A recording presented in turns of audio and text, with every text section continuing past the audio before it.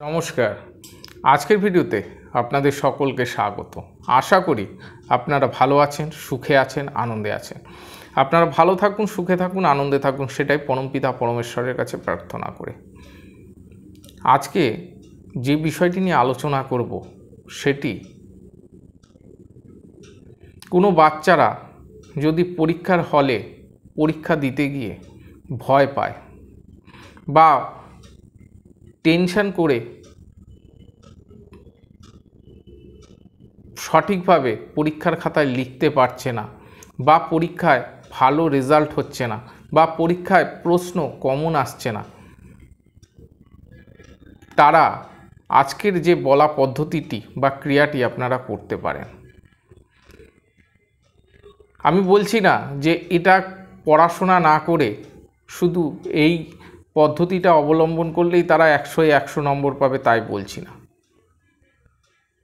আমি বলছি যে এই ক্রিয়াটি করলে বা যে পদ্ধতিটি বলছি সেটি করলে অনেকাংশে আমার প্র্যাকটিস জীবনে দেখেছি ছাত্ররা এটা করে অনেক সুফল পেয়েছে। তাদের থেকে শোনা কথা থেকেই এবং এই পরীক্ষিত ফল থেকেই আপনাদেরকে আমি এই পরীক্ষায় যাতে সুফল লাভ করা যায় সেই জন্য আজকে এই উপায়টি বলছি।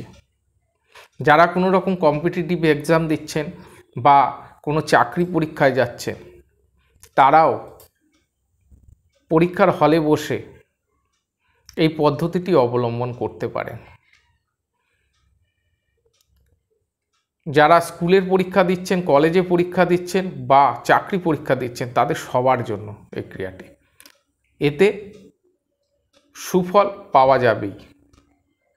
আপনারা যখন পরীক্ষার হলে বা ছাত্ররা যারা আছো তারা যখন পরীক্ষার হলে পরীক্ষা দিতে যাবে, তখন পরীক্ষার হলে স্যার, মাস্টারমশাই বা টিচাররা যখন প্রশ্নপত্র দেবে, প্রশ্নপত্র আগে না দেখে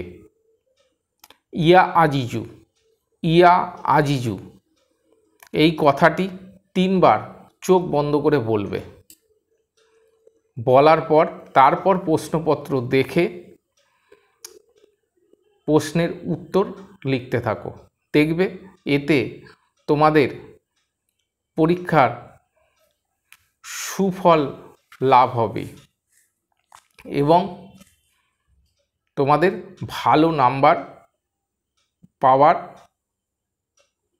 প্রবণতা বা ভালো নাম্বার পাওয়ার সম্ভাবনা অনেক বেড়ে যাবে।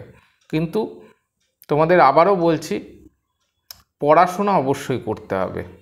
পড়াশোনা করার পরে তারপরে এই পদ্ধতিটি অবলম্বন করো, তাহলে তোমাদের মনের ভয় বা যে টেনশন সেটি কেটে যাবে এবং তোমরা সুষ্ঠুভাবে খাতায় তোমাদের প্রশ্নের উত্তর লিখে আসতে পারবে এবং এই উপায়টি অবলম্বন করলে আশা করা যাচ্ছে তোমাদের সুফল আসবেই। ক্রিয়াটি করো, অবশ্যই সুফল পাবে। নমস্কার, আজকের মতো বিদায় নিচ্ছি।